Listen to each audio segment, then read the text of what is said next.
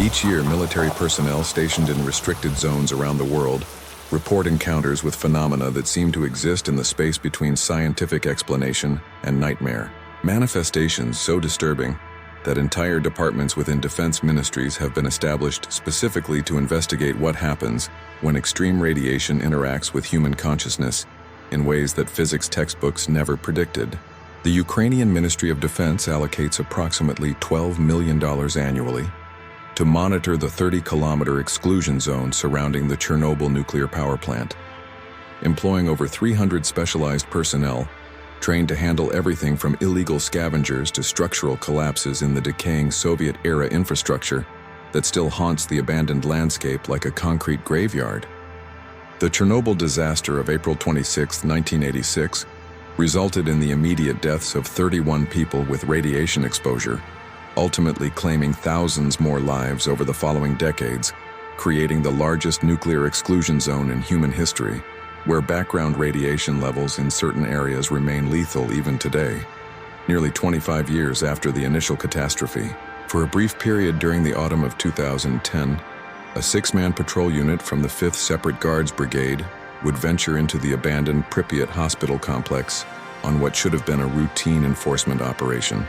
only to discover that in places where radiation had burned hot enough and fast enough to vaporize human tissue instantaneously,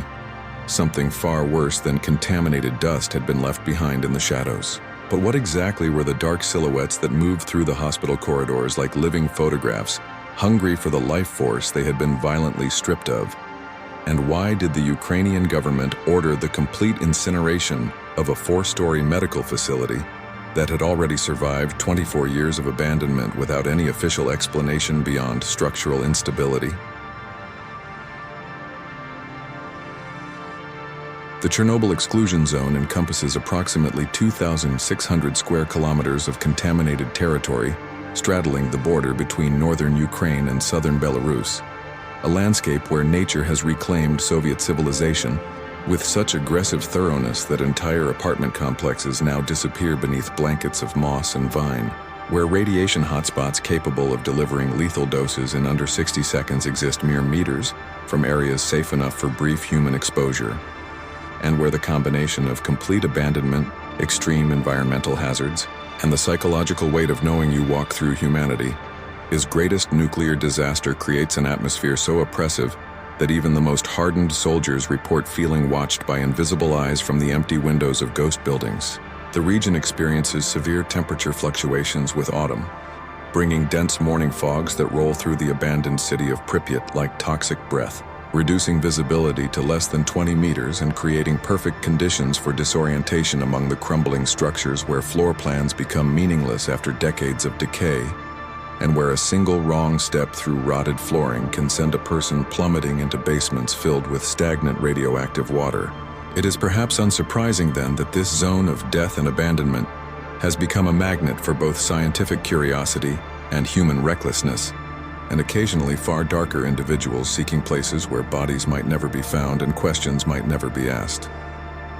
Long before the Chernobyl disaster, the lands surrounding Pripyat were considered cursed by local populations dating back to medieval times, with chronicles from the Kievan Rus period describing a place where shadows walked near the Pripyat River, where travelers reported seeing dark human-shaped figures moving along the ground and walls of certain caves that had been used as burial chambers for plague victims in the 14th century. Orthodox priests in the 1600s documented something they called Tini Smrti, or shadows of death, in church records, describing manifestations that appeared after mass casualties from famine, where the outlines of the deceased would allegedly appear on the walls of their former homes and seem to drain warmth from any living person who came too close, with one priest writing in 1654 that the dead leave marks upon the world like burns upon flesh, and these marks hunger for what was taken from them. Soviet records from the early atomic program, declassified only in the 1990s, mention similar phenomena at the Semipalatinsk test site in Kazakhstan, where workers near ground zero of early nuclear tests reported seeing human-shaped shadows that moved independently of any light source, with one 1951 incident report describing 3 technicians who died of what was officially termed acute radiation syndrome, but whose bodies were found desiccated and aged far beyond what radiation exposure alone could explain. Their corpses discovered near walls bearing fresh, dark silhouettes that had not been present the day before. Cases of unexplained deaths in high radiation zones have been documented by multiple Soviet and post-Soviet military organizations,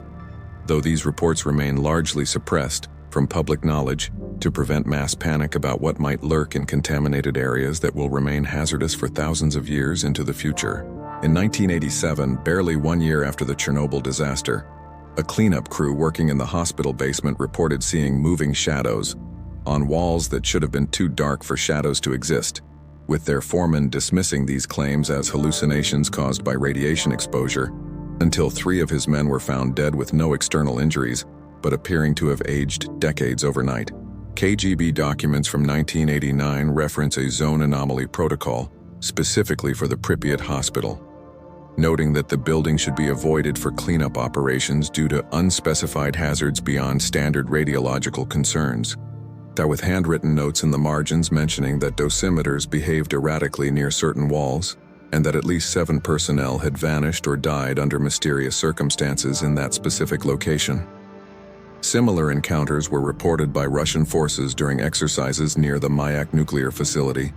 by French military personnel investigating the Sahara atomic test sites, and even by American servicemen at the Nevada test site, suggesting a pattern that military brass across multiple nations recognized but refused to acknowledge publicly. The pattern was always the same: areas of extreme radiation exposure, where death had occurred suddenly and violently, seemed to create something that persisted long after the bodies had been removed, something that moved through shadows and fed on the living. And the more catastrophic the radiation event, the more aggressive and numerous these entities became.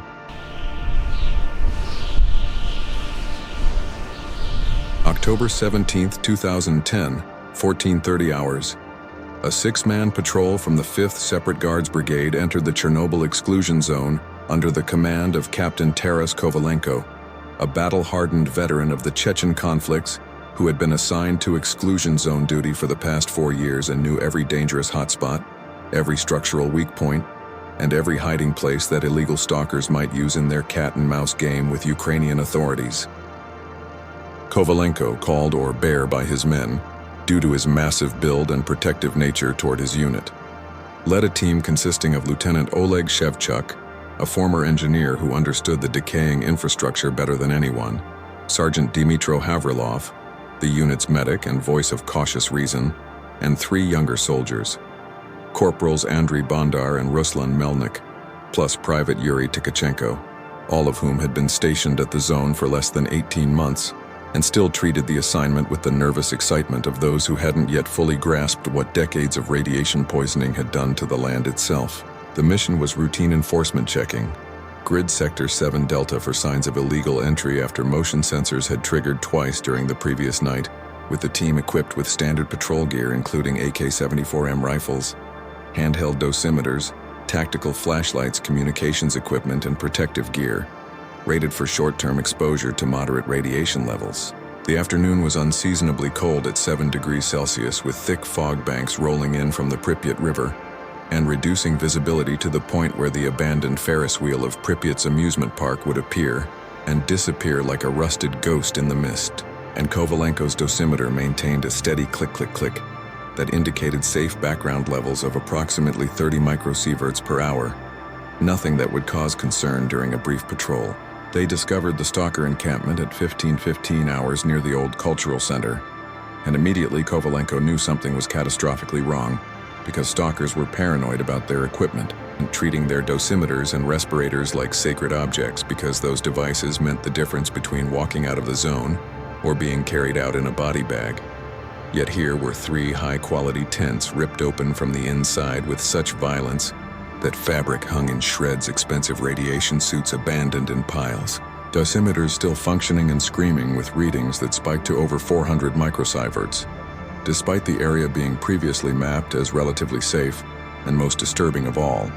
a GoPro camera tangled in the straps of a backpack, its red recording light still blinking weakly as its battery approached depletion. Lieutenant Shevchuk retrieved the camera with hands that trembled slightly, despite his years of military discipline, connecting it to a portable viewing screen that the unit carried for documenting evidence of illegal activities. And what they witnessed on that small LCD display made even Captain Kovalenko feel ice water replace the blood in his veins. The footage began innocuously enough at 02:30 hours, according to the timestamp, showing 3 young men in their 20s approaching the Pripyat hospital complex, their headlamp beams cutting through darkness as one of them, speaking in Russian-accented Ukrainian, narrated their plans. The hospital is high risk, but the medical equipment from Soviet era sells for serious money in Poland. We hit the surgical floor, grab instruments, we're out in 20 minutes. Geiger counters show acceptable levels in the main corridor. They entered through a side entrance where the door had long since rusted off its hinges, their lights revealing a reception area where wheelchairs sat frozen in positions of abandonment, where papers yellowed with age-covered floors in drifts like toxic snow, and where the walls bore dark stains and markings that could have been anything from water damage to something far more sinister in origin. The stalkers moved deeper, joking nervously about horror movie scenarios until one of them, a thin man with a spider tattoo visible on his neck, stopped abruptly and pointed his flashlight beam directly at the western wall of a corridor, his voice losing all humor as he said, "Guys, look at this. What kind of shadow is shaped exactly like a person standing with arms raised? It's too perfect, too detailed. You can see fingers." The shadow he illuminated was indeed disturbingly human in form, a silhouette rendered in black, so absolute it seemed to absorb light rather than merely reflect less of it. And as the camera focused on this shape, viewers could see it was positioned as though frozen mid-scream hands clutching at where a head would be, body arched in agony. For several seconds, nothing happened. Just 3 men staring at a wall marking that could theoretically be explained as a consequence of the nuclear disaster, until the shadow moved. Not dramatically, but with a subtle shifting like oil on water, and the head portion rotated slowly and possibly to orient directly toward the camera's position. The audio captured 3 seconds of absolute silence, followed by explosive panic, screaming in multiple voices, the image becoming chaotic motion as the camera operator ran, brief flashes of corridor walls speeding past, then the sickening crunch of the camera hitting concrete as it fell from its mount, the lens now pointing upward at a water-stained ceiling where pipes hung like mechanical intestines. The visual remained static after that, just ceiling and darkness, but the audio continued, and what it recorded would haunt every man in Captain Kovalenko's unit for the remainder of their lives. Running footsteps growing distant, then closer, then a wet sliding sound like something massive and boneless moving across surfaces. A scream that cut off with grotesque suddenness. Then the most disturbing sound of all, a voice whispering in Ukrainian, "So cold, why is it so cold? I can't feel my legs, I can't, please God, no." Followed by silence so complete, it felt like the absence of reality itself. Until finally, in the last seconds before the battery died,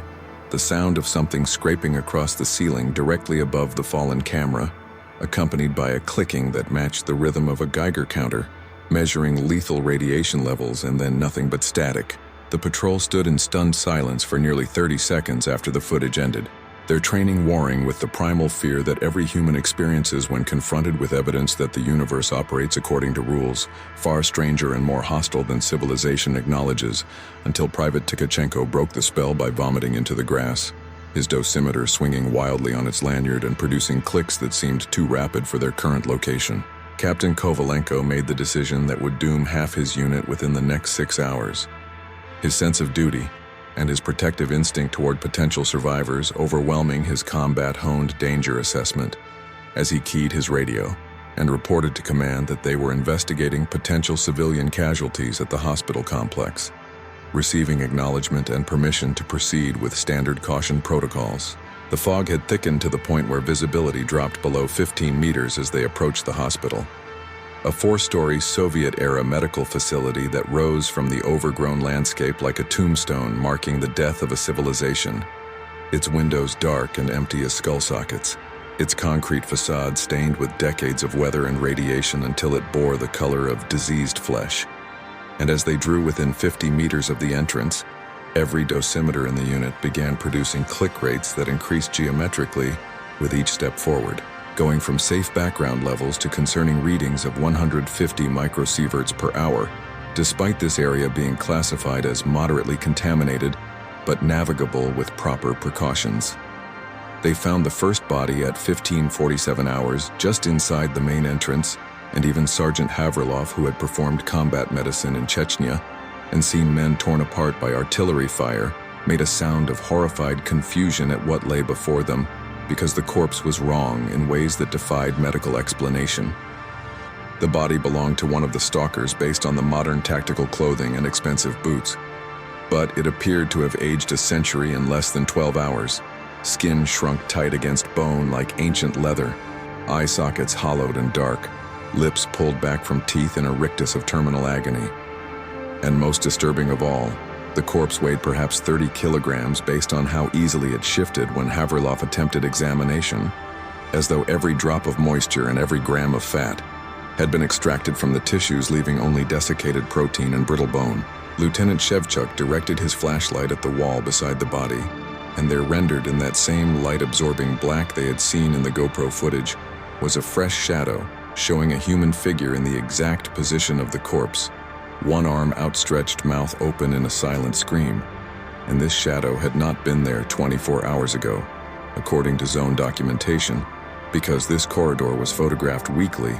as part of structural monitoring. Corporal Bondar, his voice cracking slightly despite his attempt to maintain military composure, stated what they were all thinking but none wanted to acknowledge. "Sir, that shadow, it's shaped exactly like him, like it's his shadow, but it's on the wall, not on the ground. And shadows don't work like that. Shadows need light and a body, and this doesn't make sense." Captain Kovalenko opened his mouth to issue an order to withdraw, his instincts finally overriding his sense of duty. But before words could form, every flashlight in the unit flickered simultaneously, and in that moment of dimmed illumination, every man present saw what had been invisible in full light. Dozens, perhaps hundreds of human-shaped shadows covering every visible wall surface in the reception area, and in the fraction of a second before the lights returned to full strength, those shadows turned their heads in perfect synchronization toward the patrol unit, and Private Tkachenko began to scream.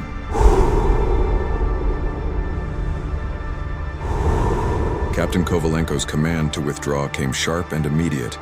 his voice carrying the tone that brooked no argument from subordinates who had learned to trust their commander's judgment in life-threatening situations.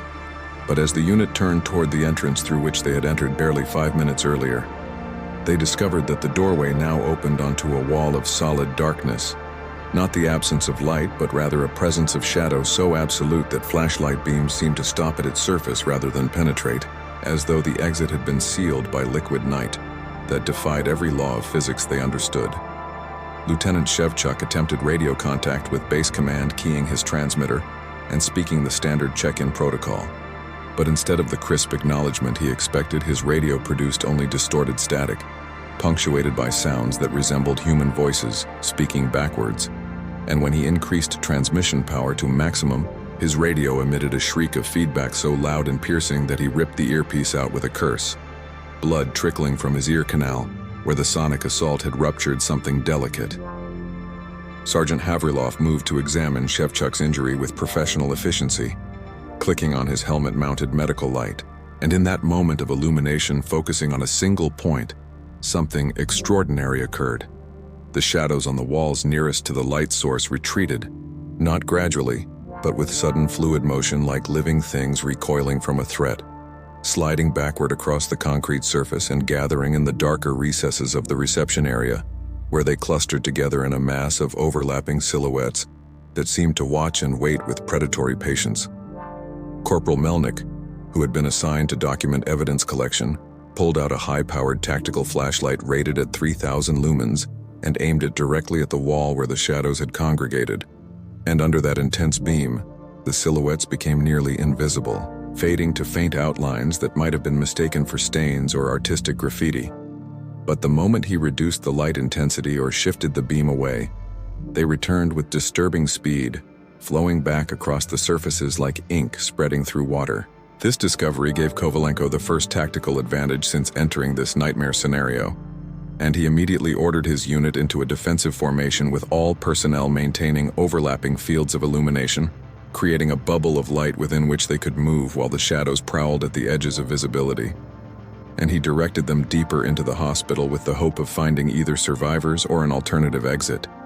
Because every combat instinct he possessed was screaming that remaining static in this place meant death. They discovered the hospital's administrative office on the ground floor at 16:05 hours, a room miraculously preserved from the worst of the decay due to a door that had remained sealed until Corporal Bondar kicked it open, revealing filing cabinets, a desk buried under paperwork, and most importantly,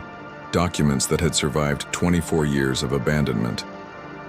Lieutenant Shevchuk, whose engineering background included reading Russian and Soviet-Ukrainian technical documents, began sorting through files with shaking hands while the others maintained perimeter security with their lights. And what he found turned their situation from mysterious to absolutely terrifying, because it meant this phenomenon was not only known to authorities, but had been deliberately concealed for nearly a quarter century. He discovered a leather-bound journal dated April through July 1986, written in the cramped Cyrillic handwriting of someone under extreme stress belonging to a Dr. Volodymyr Lysenko, who had been chief of medicine at Pripyat Hospital during the disaster response. And the entries began clinically enough with notes about treating firefighters and plant workers suffering from acute radiation syndrome, but quickly devolved into something that read like the documentation of a descent into madness or the recording of truths that human psychology was not equipped to process. The entry from May 3, 1986, described patients in the basement isolation ward who were receiving lethal doses of radiation from debris brought in on the clothes and bodies of first responders, and Dr. Lysenko wrote, 3 patients expired within minutes of each other in room B7, their bodies literally smoking from the heat of cellular decay, and when we removed the remains an hour later, their shadows remained on the walls and floor, burned in like the photographs from Hiroshima. Except these shadows were wrong, positioned as though the bodies had been standing when they were lying down, and I swear before God that when I walked past room B7 at midnight during rounds, those shadows had moved to different positions on the wall. Subsequent entries became increasingly frantic, describing 10 more deaths, then 20, then losing count as the hospital became overwhelmed with casualties whose radiation exposure was so extreme that their bodies were essentially cooking from the inside. And Dr. Lysenko noted that in the areas of highest contamination, particularly the basement, where the most severe cases were isolated, shadows began appearing before patients died, as though death was casting its silhouette in advance of its arrival. The entry from June 15th sent ice through Shevchuk's spine as he read it aloud to the unit. I am the last doctor remaining in this facility. The others have fled or died, and I cannot blame them because the shadows are moving now. There is no doubt I have watched them slide across walls in rooms with no light source. I have seen them gather around patients who still live, and those patients age before my eyes, their hair turning white, their skin withering, dying not from radiation but from something the radiation has awakened or created or invited into our world. A nurse touched one of the shadows 3 days ago, just brushed against it while checking an IV line, and her hand turned black and cold, and within an hour her entire arm was necrotic, and she died begging me to amputate, but the necrosis spread faster than I could cut. And when she expired, a new shadow appeared on the wall beside her bed shaped like her, and now it moves with the others. The final entry, dated July 2nd, 1986, consisted of a single paragraph written in handwriting, so shaky it was barely legible. They are coordinated, they are intelligent, they are learning the shadow in the surgical theater, the one that was the first to appear, the doctor who took a direct blast of contaminated steam.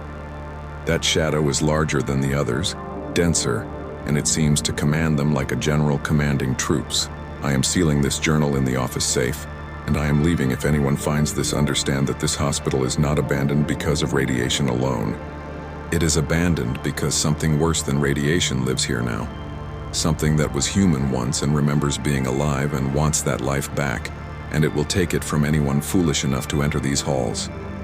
Evacuation protocols be damned, this building should be burned to the ground. The revelation hung in the air like smoke from a chemical fire, toxic and inescapable.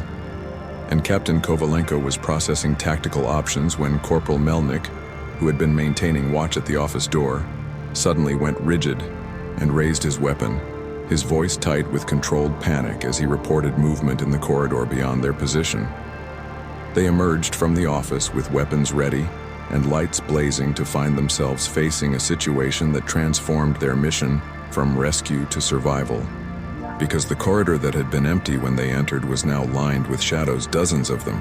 rendered in that unnatural light-devouring black positioned on both walls, on the ceiling, even on the floor beneath their feet. And these shadows were not static artistic impressions, but actively moving entities that flowed and shifted like predatory fish circling prey. The silhouettes varied in size and shape. Some were clearly adult males in positions suggesting workers or soldiers. Others were smaller figures that could only be children based on their proportions. And most disturbing were the shadows positioned as though lying in hospital beds or seated in wheelchairs. Victims who had died in places of healing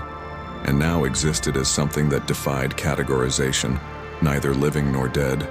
neither physical nor spiritual, but something in between that fed on life force the way their original bodies had once fed on food and water. Private Tkachenko made the mistake of allowing his flashlight beam to drift away from his sector of responsibility. And in that moment of reduced illumination, one of the child-shaped shadows moved with shocking speed, flowing across the floor like spilled ink and making contact with his boot before he could react. And the scream that tore from his throat was primal and agonized as he described the sensation. Freezing. God, it's freezing, colder than anything natural. Like touching the void of space. I can't feel my foot. Something's wrong with my foot. Sergeant Havrilov dragged Tkachenko backward into the circle of light while Corporal Bondar aimed his beam directly at the shadow, which retreated but did not flee entirely, hovering just beyond the effective range of their illumination, like a wolf testing the perimeter of a campfire. When Havrilov cut away Tkachenko's boot and sock, they saw that his foot had transformed in a matter of seconds, the skin pale and waxy, the toes blackened as though suffering from severe frostbite, and the flesh felt room temperature rather than cold,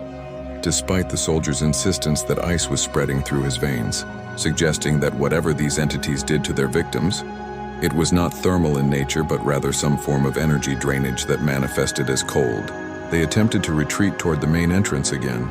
moving as a tight unit with overlapping fields of light, but discovered that the shadows had spread throughout the ground floor,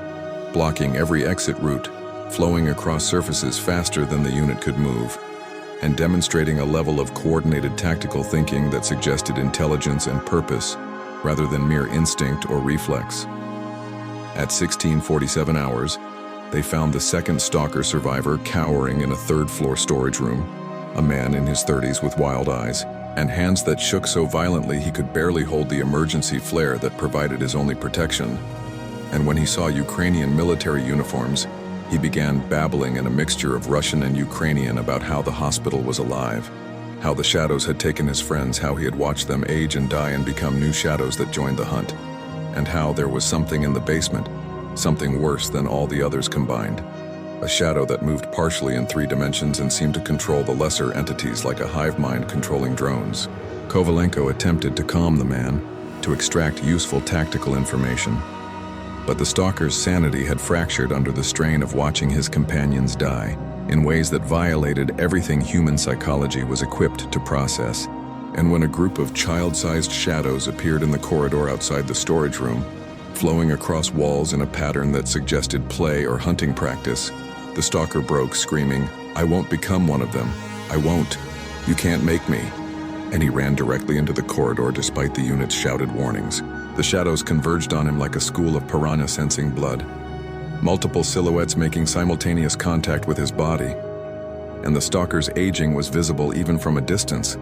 his hair going from brown to white in seconds, his skin sagging and wrinkling, his body collapsing as though the bones themselves were softening.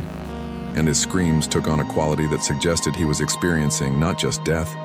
but the theft of every year he had ever lived, time itself being drained from his cells. And when his body finally fell, it hit the floor with the brittle crack of ancient wood rather than the solid thump of fresh meat. In the aftermath of his death, as the unit watched in horror from the safety of their light bubble, a new shadow appeared on the wall beside the corpse, shaped like a man running with arms outstretched, frozen in an expression of eternal panic. And this new shadow immediately began moving with the others as though the victim's essence or energy or whatever constituted their being had been transformed into another of these hunting entities, suggesting that the shadows did not merely kill but converted their prey into additional predators. creating an exponentially growing threat that might eventually escape the confines of this building and spread throughout the entire exclusion zone. At 1712 hours,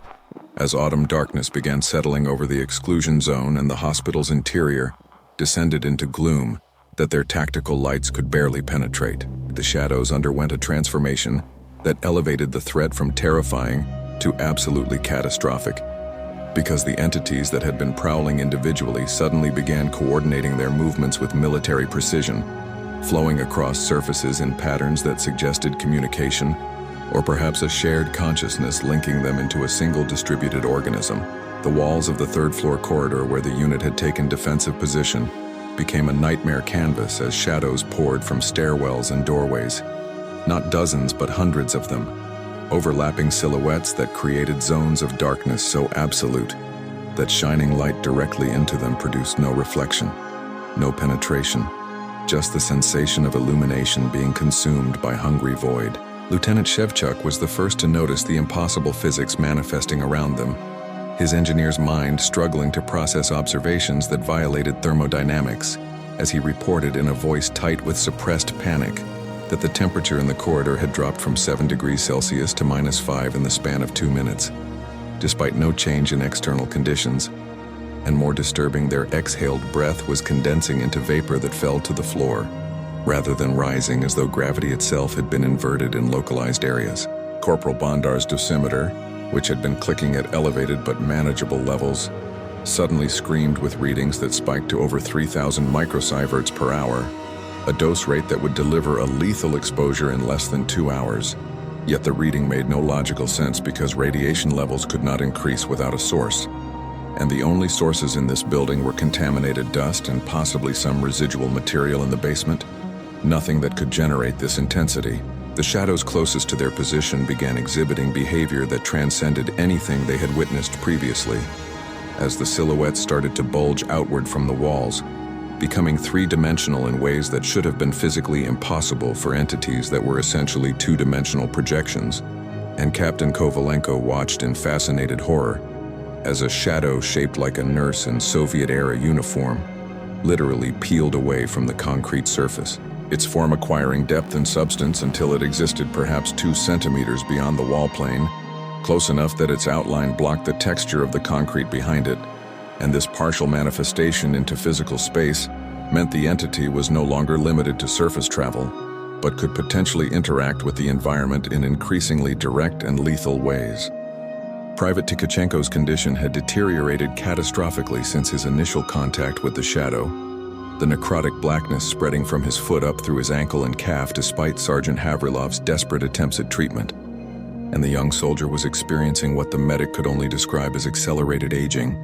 concentrated in the affected limb, as the skin took on the papery texture of someone in their 80s while the muscle tissue beneath seemed to be desiccating and pulling away from the bone. Tkachenko remained conscious but was slipping into shock, his pupils dilated, and his speech becoming incoherent as he mumbled about cold mothers and frozen children and shadows that wanted to go home. And Havrilov made the grim assessment that amputation might save his life if they could reach proper medical facilities within the next 30 minutes. But given their current situation surrounded by hostile entities in an abandoned hospital deep within a radiation zone, 30 minutes might as well have been 30 years. The shadows continued their coordinated advance, and the unit was forced to fall back down the corridor toward the central stairwell, maintaining their bubble of overlapping light fields while conserving battery power and flare reserves. When Corporal Melnick noticed something that changed the tactical situation entirely. The shadows were herding them, deliberately blocking certain routes while leaving others open, guiding the unit's movement with the same strategic thinking that wolves use to drive prey toward a killing ground. Kovalenko recognized the pattern immediately from his Chechen experience with enemy ambush tactics, and he understood with sick certainty that they were being directed toward a specific location, most likely the basement that both Dr. Lysenko's journal and the traumatized stalker had mentioned, the place where this horror had originated, and where something far worse than these lesser shadows allegedly resided. He attempted to break the pattern by ordering the unit toward a service corridor that the shadows had not blocked. But the moment they changed direction, the entities surged forward en masse, dozens of silhouettes flowing across every surface simultaneously, moving with such speed and aggression that the unit was forced to fall back to avoid contact. And when the shadows retreated to their previous positions, the message was clear: move where we want you to move, or face immediate assault from overwhelming numbers. At 1734 hours, they reached the main stairwell and discovered that descent was their only option, as the shadows had created an impenetrable barrier above, while leaving the downward stairs conspicuously clear. And as they descended past the ground floor toward the basement levels, the environmental anomalies intensified to reality-breaking extremes. The air became so cold that ice crystals formed on their weapons and gear, despite the ambient temperature being physically incapable of supporting such crystallization. Their flashlight beams began bending at angles that defied optical physics, as though space itself was warped in the stairwell. And all 6 men experienced simultaneous auditory hallucinations of screaming voices speaking in Ukrainian, Russian, and other languages, begging for help, cursing God and government, describing burning from the inside while freezing on the outside. The testimonies of people who had died in the most horrific circumstances nuclear disaster could create. Lieutenant Shevchuk's nose began bleeding without warning, and when Sergeant Havrilov checked him, he discovered that Shevchuk's radiation badge had changed color to indicate exposure levels that should have been impossible given their protective gear and the time they had spent in the facility, suggesting that proximity to the shadows was delivering radiation doses that bypassed normal physical protection, perhaps because the shadows themselves were not radioactive material, but rather manifestations of radiation's effect on human consciousness or life force or whatever constituted the soul, if such things existed. The basement door stood open before them, and beyond it lay darkness that their lights could barely touch, a space that seemed to extend far beyond what the hospital's physical dimensions should have allowed. And Corporal Bondar whispered that going down there was suicide, that they should fight their way to an exit even if it meant direct contact with shadows. But Captain Kovalenko made the command decision that would save 2 lives while costing 4, reasoning that if the entity in the basement was controlling the others, destroying or disrupting it might create the chaos they needed to escape. And he led his unit down into the depths where Pripyat Hospital kept its darkest secrets and its hungriest ghost. The basement corridor stretched ahead for at least 50 meters, lined with doors bearing Cyrillic labels for morgue, pathology, isolation ward, and surgical theater. And every centimeter of every surface was covered in overlapping shadows, creating a palimpsest of death so dense that the walls appeared to be made of solid darkness rather than concrete. The temperature had plummeted to what felt like -30 degrees, despite this being physically impossible in an enclosed space without artificial cooling, and their breath emerged in clouds so thick it reduced visibility further, while their extremities began going numb in a way that suggested exposure far beyond what their environmental gear was rated to handle. They found the surgical theater at the end of the corridor, a space that had once been clean and sterile, but was now a cathedral of horrors, with rusted surgical equipment still arranged on trays, examination tables bearing stains that could have been rust or blood or something worse. And in the center of the room, a specific area approximately 2 meters square, where the concrete floor showed scorch marks and a human-shaped outline burned into the material with such intensity that the stone itself had partially melted and re-solidified. This was ground zero, the place where something or someone had received a radiation dose so massive and so sudden that their body's water content had flash-boiled. Their organic material had combusted, and their life force had been violently ripped away and somehow imprinted on the physical environment with enough energy to persist for 24 years. The shadow that rose from this burn mark was unlike anything they had encountered in the upper floors, because it was not a silhouette, but rather a presence of form that existed in 3 dimensions, despite being composed of that same light-devouring blackness, standing roughly 2 meters tall with a shape suggesting a man in a doctor's coat that billowed and flowed as though moved by wind, that did not exist in this sealed space. The entity radiated cold that was palpable from 5 meters away, and it emitted a faint green luminescence characteristic of Cherenkov radiation, the eerie glow that occurs when radioactive particles move through a medium faster than light can travel through that same medium, which meant this thing was not merely shadowy but was actively radioactive at levels that could kill through exposure alone. Captain Kovalenko's dosimeter was shrieking continuously now. The reading maxed out beyond its capacity to measure, and he realized that every second they remained in this room brought them closer to radiation poisoning that would prove fatal, even if they escaped the shadow's direct touch, creating a nightmare scenario where survival required both avoiding immediate threat and minimizing exposure to ambient radiation that was burning through their cells with each passing moment. The Doctor's shadow moved with deliberate purpose toward the unit, not flowing across surfaces like the lesser entities, but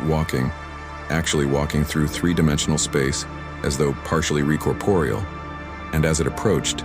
the temperature dropped further still, and all the shadows covering the walls and ceiling began pulsing in rhythmic waves synchronized with its movement,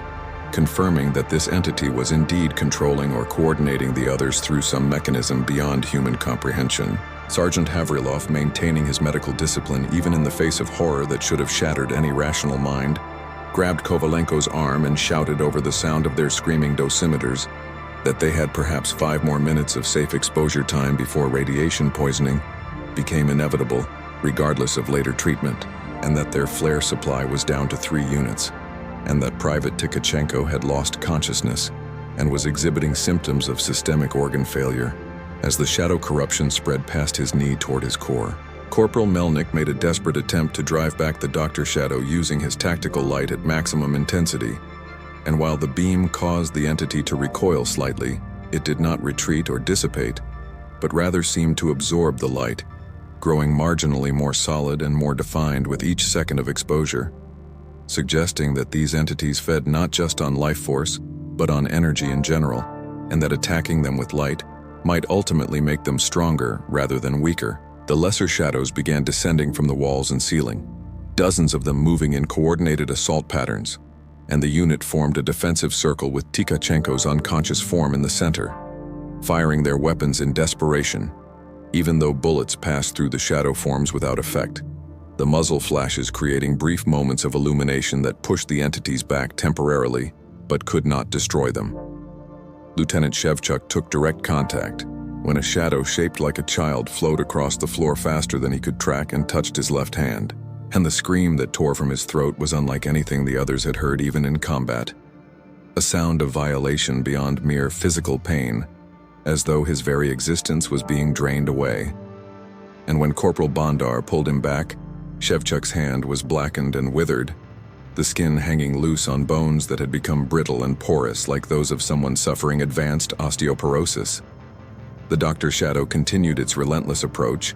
and now the unit could see details that suggested terrible intelligence behind those empty shadow eyes. The entity was studying them, learning their tactics, coordinating its subordinate shadows to probe for weaknesses in their defense, and most horrifying of all, it seemed to be focused specifically on Captain Kovalenko,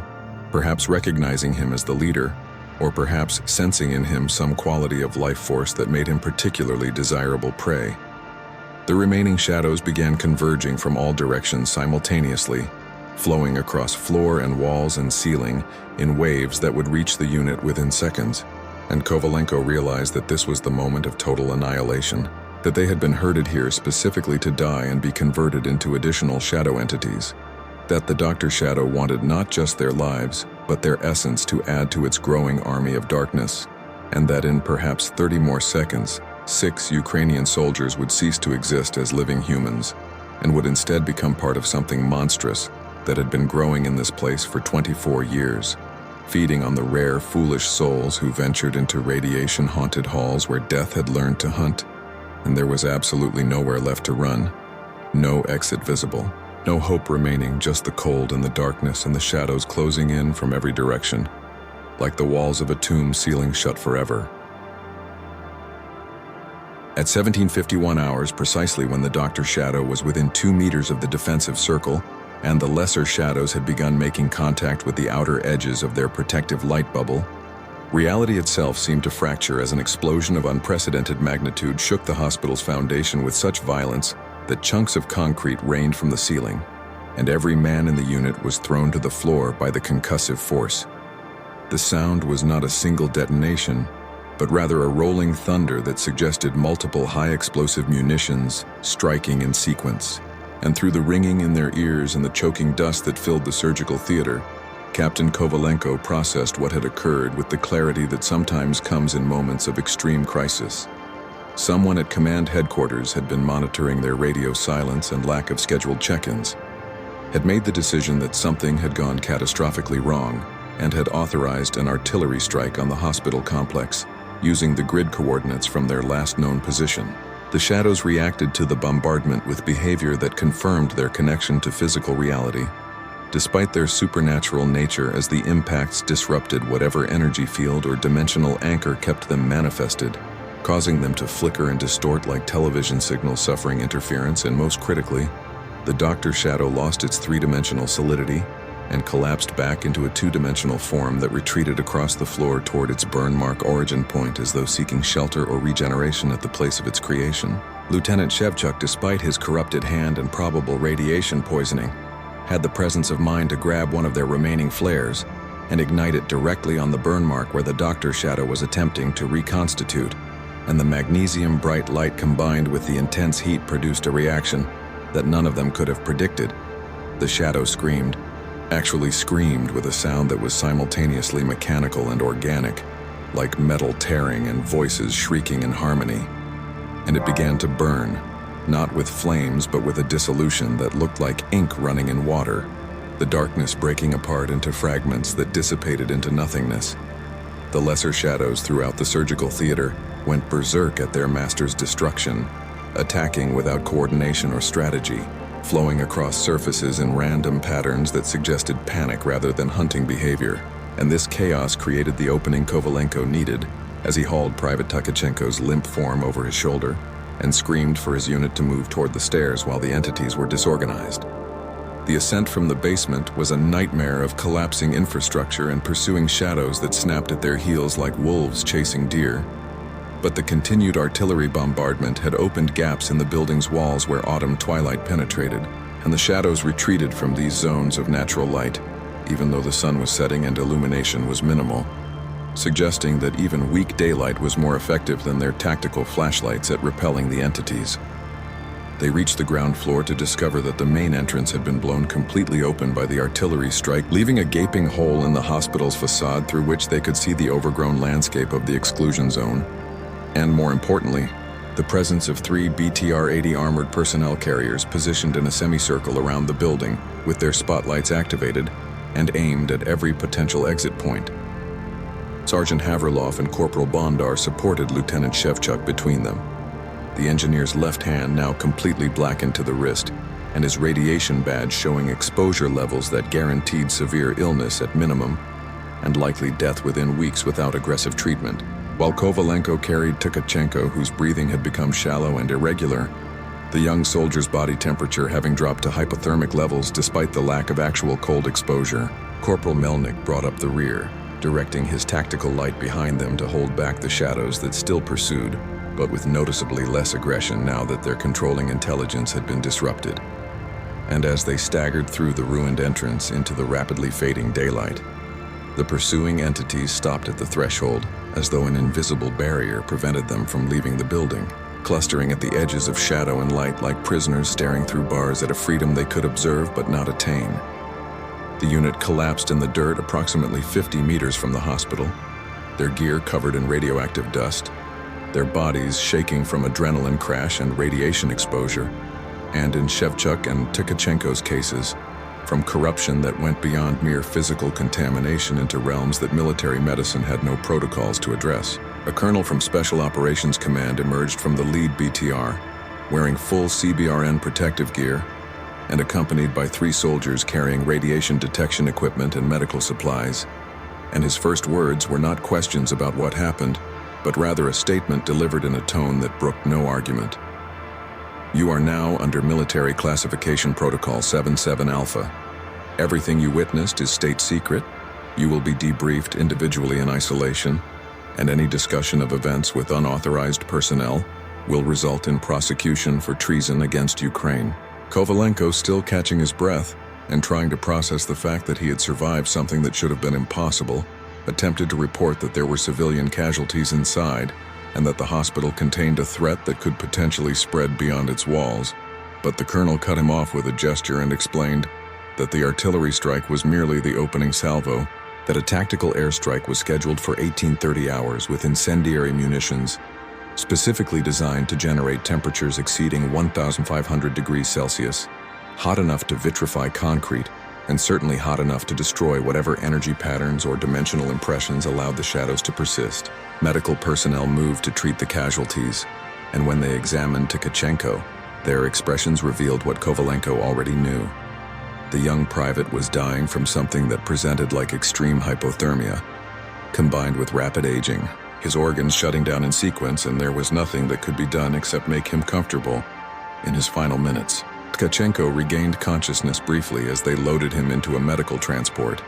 his eyes meeting Kovalenko's with a clarity that suggested his mind had returned even as his body failed. And he whispered words that would haunt the captain for the remainder of his life. "Sir, I can feel them, the shadows.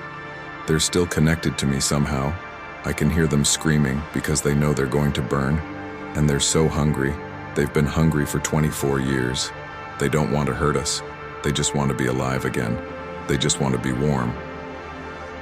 Private Yuri Tkachenko died at 18:14 hours in the medical transport, his body weighing approximately 40 kilograms at time of death, despite having weighed 78 kilograms during his last official physical examination 3 months earlier, and official cause of death would be listed as acute radiation syndrome, resulting from unauthorized entry into a hazardous zone with all other details classified at the highest level of military secrecy. The airstrike commenced at exactly 18:30 hours. As the last traces of daylight faded from the western horizon, 2 Su-25 ground attack aircraft, making multiple passes over the hospital complex, and releasing a combination of high explosive and thermobaric munitions that transformed the 4-story structure into a pillar of fire visible from Pripyat city center 3 kilometers away. Captain Kovalenko and the 3 surviving members of his unit watched from the safety of the command post as their temporary prison became their salvation, as flames consumed decades of decay and darkness, as temperatures inside the building reached levels that should have sterilized any biological threat and disrupted any energy pattern that might allow supernatural entities to persist. The fire burned through the night, fed by decades of accumulated organic material and by the thermobaric weapon's specialized fuel-air mixture, and in the spaces between the roar of flames and the crack of exploding munitions, several witnesses reported hearing sounds that could have been structural collapse or could have been something else. Sounds like hundreds of voices screaming in languages living and dead, like the protest of things being forced out of existence against their will, like the death cry of hunger that had fed for a quarter century and was now being starved into oblivion by purifying flame. When dawn broke on October 18, 2010, the Pripyat hospital complex no longer existed as a structure, but rather as a blackened crater surrounded by scorched earth, with teams in hazmat suits moving through the ruins to confirm that no recognizable building elements remained, and more importantly, that radiation levels had actually decreased following the incineration, as though whatever had been concentrated in that place had been dispersed or destroyed by the cleansing fire. The official report filed by Special Operations Command indicated that the building had been demolished due to structural instability and extreme radiation contamination following detection of unusual readings during a routine patrol, and that the demolition had been conducted as a preventive measure to ensure no unauthorized personnel could enter the facility, and that this action was consistent with ongoing efforts to secure the exclusion zone against illegal intrusion, and that no unusual circumstances had occurred beyond standard hazardous material protocols, and that this matter was now closed. But as the survivors were transported to an undisclosed military medical facility for treatment and debriefing, Lieutenant Shevchuk looked back at the smoking ruins and noticed something that he did not report to his superiors, because he knew they either would not believe him or would classify him as psychologically unfit. In the smoke rising from the hospital's remains, backlit by the morning sun, he could see silhouettes, dozens of them, hundreds, perhaps human-shaped forms writhing and twisting in the thermal columns. And though it could have been mere pareidolia, the human tendency to see patterns and randomness, he could have sworn those silhouettes were moving away from the fire, drifting on the wind toward other abandoned buildings in Pripyat's endless ghost town. And his last thought before exhaustion and radiation sickness claimed his consciousness was a question that no one would ever officially answer. If the shadows could ride smoke, if they could drift on wind, If destruction of their anchor point merely freed them rather than killing them, then what had the airstrike actually accomplished beyond spreading the contamination across a wider area where it might find new victims, new sources of life to drain, new walls on which to imprint their eternal hunger?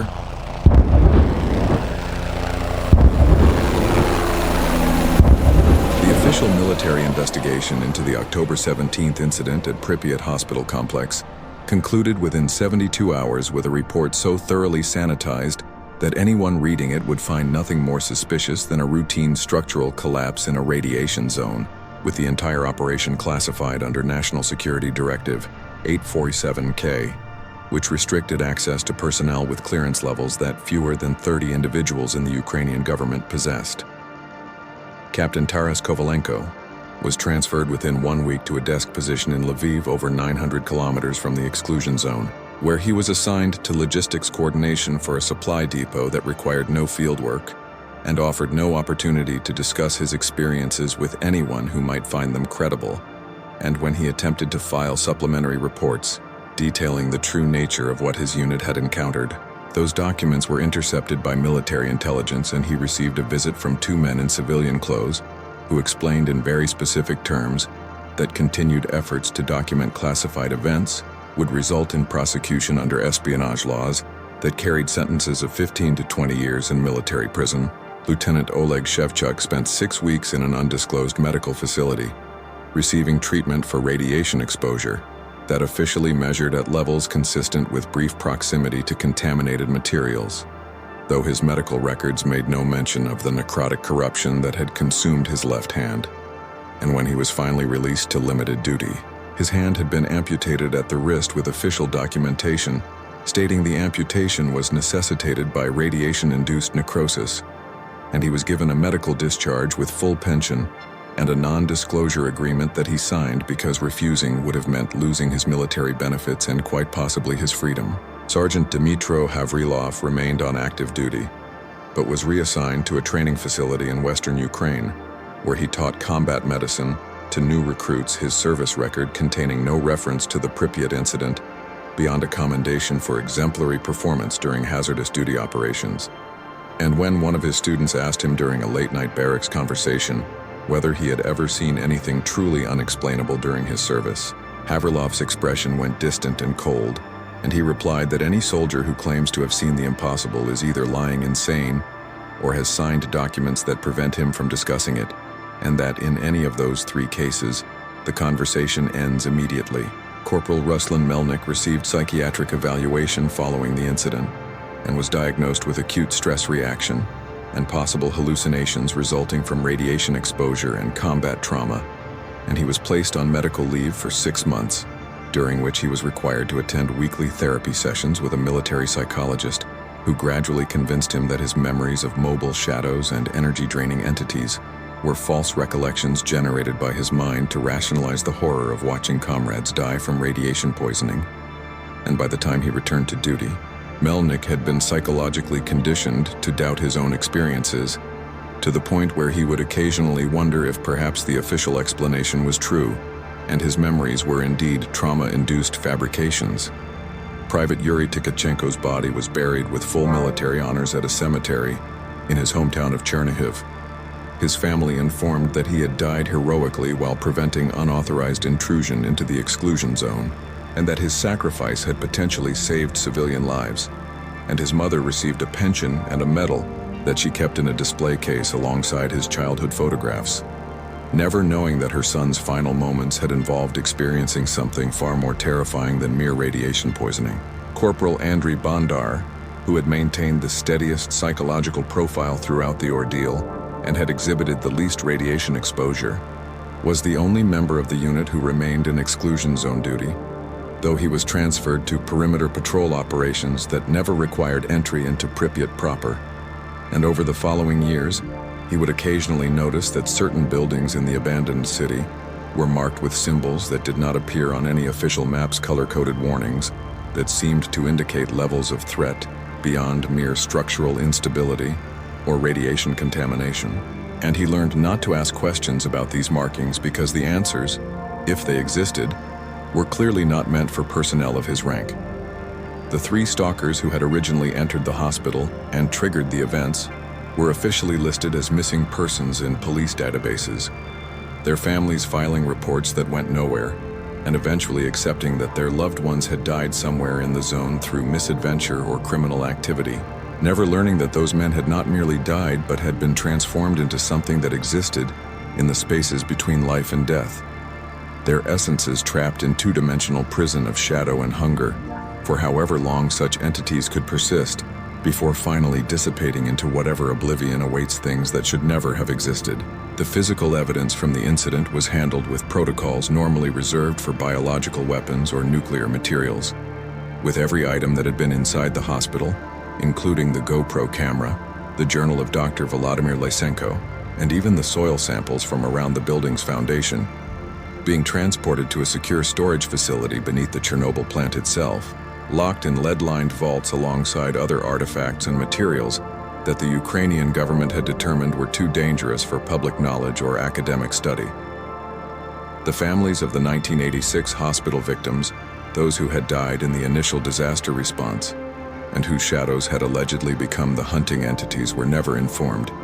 that their loved ones' final resting place had been incinerated. Those families, having long since completed their grieving and moved forward with lives permanently marked by the disaster but not consumed by it. And perhaps it was a mercy that they never learned what their fathers and mothers and children and siblings had become in the decades following their deaths, never had to process the possibility that suffering could persist beyond mortality, and that the dead might hunger for the lives they lost. Don't forget to follow our channel for more military encounters. Hit the notification bell so you never miss our investigations into phenomena that defy everything we've been taught about reality, and subscribe to join our community of truth seekers who refuse to accept official explanations that ignore overwhelming evidence.